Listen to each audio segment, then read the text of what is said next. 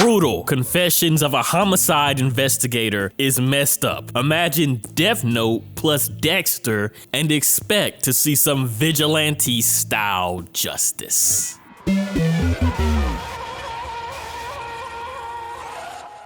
Brutal Confessions of a Homicide Investigator is an interesting manga. Brutal is written by Koga Kei and illustrated by Izawa Ryu. This handsome guy is a homicide detective. To everyone on the force, he's the charismatic detective working to fight crime when nobody is watching though. He is playing judge, jury, and executioner by getting rid of society's worst. He's like Punisher, Dexter, Light Yagami. Comment down below if you want to see me continue this manga. Hit the like button, of course. This manga is a bucket of duck, it's a ducket of buck. Want to see what happens, including all the messed up parts? Stay tuned for the comic. Cue the Gohan.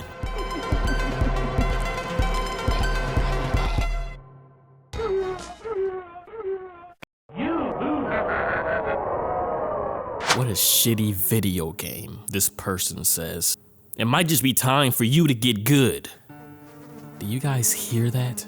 Lots of flies. This person throws the controller, which lands next to those flies. Those flies are surrounding cut off hand. Littered around this young man is the corpses of two little girls. Both bodies with their arms, legs, and heads scattered around the room. This young man is a monster amongst us, but he does go to prison soon. 20 years later, a rising homicide inspector, Hiroki Dan, is like the Sherlock homeboy of the Tokyo Police Department. The guys and the girls like him. Hiroki is perfect, but these perfect guys are always hiding something. In the station, him and the colleagues see a special live episode of a talk show program. The newscaster says, 20 years ago, two young girls, ages 3 and 4, were murdered. He dismembered their bodies and sent them to the victim's family. A cruel and heartless crime. The culprit,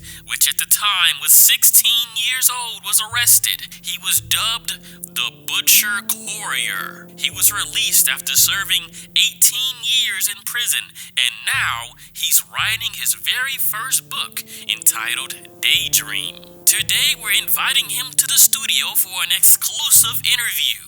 Hiroki's eye is twitching. He hates what he's hearing. 18 years in prison for murdering two little girls and then sending their remains to the parents. It's people over here getting life for selling drugs. The Butcher Courier explains that he's writing the book about the psychological reasons that led to the murder of the girls. He cries that he wants to apologize to those dead girls. I should have been put to death, but this country's law showed mercy. I was given a second chance to be a better person. Forgive me, this is my redemption. Yes, your redemption is you trying to get rich off a book. I think it's time for you to become a man of the Night's Watch. That's where you should go. He says he wishes he could apologize to the little girls, but not the parents who he scarred for life. Only a monster is capable of sending a child's remains to the parents. I'm talking Ramsay Bolton type monsters. A week passes since the TV appearance. This is the killer, Butcher Courier. 20 years after the killing, he's meeting with a publishing company representative, and clearly he isn't redeemed. He describes in detail how he cut through the bodies of the little girls and how he sent their decomposing corpses to their parents. He finds it thrilling to see life fade. This next part scares me. Remember the Ted Bundy video? I talked about how scary it is that any random person around you could actually be a monster. As soon as the butcher even sees another child, these are the thoughts he keeps hidden. How I wish I could strangle that fragile neck, hear the bones snap in two. The crying of agony fills the air and the smell of rancid pee leaking everywhere. Gladly, the people of Kanto still hate the butcher no matter what crocodile tears he can let out. They protest in front of his apartment. He takes a back alley stroll to hide from them, and someone obviously snitched out his location. I wonder who. He hears good news from the publishers of his new book. It gives him the idea that people hate the system for letting the killer free, but love to read about the killer and his deeds. Y'all know how I felt about that in Ted Bundy. I was annoyed at the prospect of people making killers out like they're supervillains. This is not Game of Thrones or Breaking Bad. These are killers, not complex characters to like. But it seems like everything is going according to plan.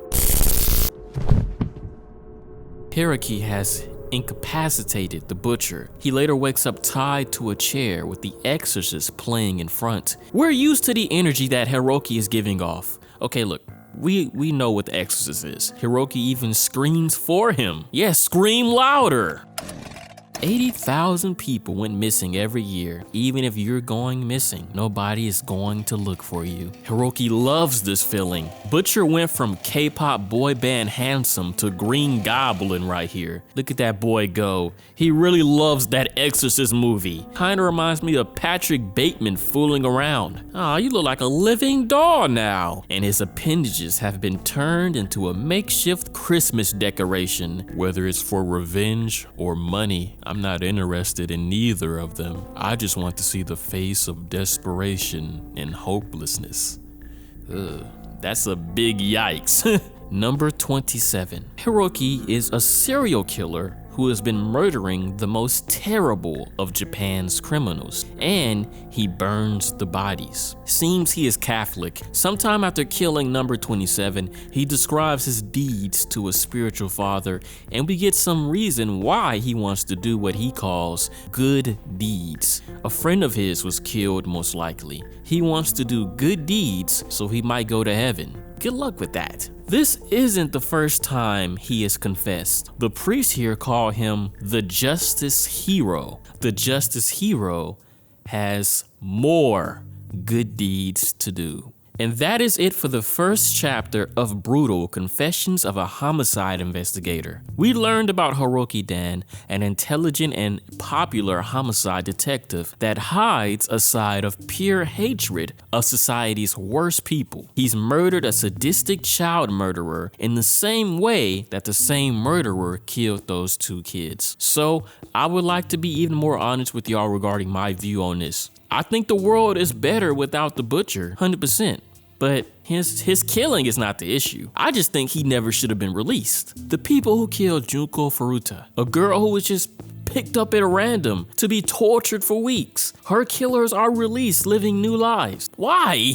Issei Sagawa murdered and cannibalized a woman in France, released on a goofball technicality and treated as a celebrity. Why? I'm not saying they need to be executed. I'm saying they need a more appropriate sentence. And if you kill two little girls the same age as my two little sisters, completely snuffing out their entire chance of life, I think it's appropriate to be in prison for life. But Hiroki, a secret vigilante, has killed the butcher. Good riddance, but I do worry that Hiroki is just as bad, just killing people who deserve to die. I think a proper execution vigilante is one who commits the deed and is done with it. Hiroki has pictures of all his victims in their final moments. He comments on wanting to see the despair on their face. The butcher thought something similar. So vigilante-wise, I prefer Light Yagami or The Punisher to this guy, but it's still the first chapter. Gotta see where it leads.